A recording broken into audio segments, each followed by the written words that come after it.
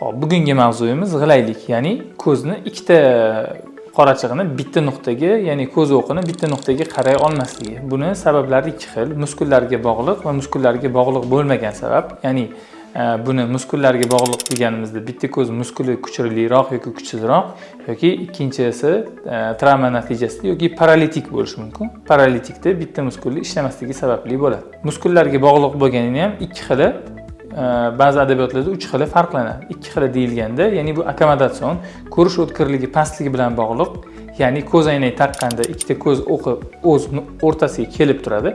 Ko'z aynak taqmaganda ikkita ko'z turli xil tomonga qarab turadi. Endi agarda ikkita ko'z aynak taqqanda bitta nuqtaga qarab tursa, bunga jarrohlik amaliyoti tavsiya etilmaydi ko'p holatlarda. Endi ikkinchi xili bu ko'z aynak taqqanda ham ko'z o'qini ikkita tomonga qarab turish, ya'ni binokulyar zreniyani ikkita ko'z bilan qaray olmaslik holati yuzaga keladi. Bu holatda operatsiyaga to'g'ridan-to'g'ri ko'rsatma bo'ladi. Operatsiya 4 yoshdan boshlab qilinadi va uni yuqori yoshni chegarasi yo'q.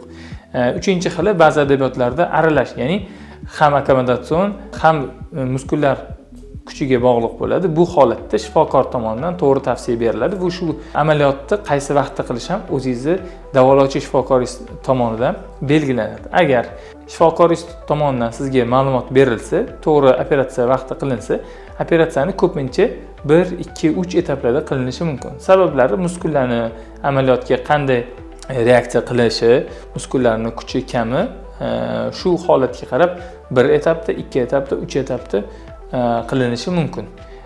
Va buni qaysi vaqtda qilish, qaysi yoshda qilish har bir odamni qilib bajaradigan mehnat faoliyati, kasbi koridan qarab tanlanadi.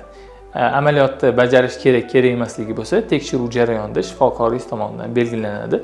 Amaliyot davomiyligida muskullarni biror qisqartirilishi yoki o'rnidan ko'chirib boshqa joyga surib o'tkazilishi, shunaqa holatlar bo'ladi.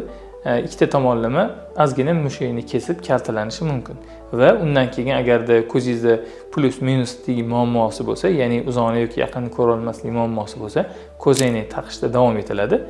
Undan keyin o'ziga xos holatlarni keyingi videolarda ko'rib o'tamiz.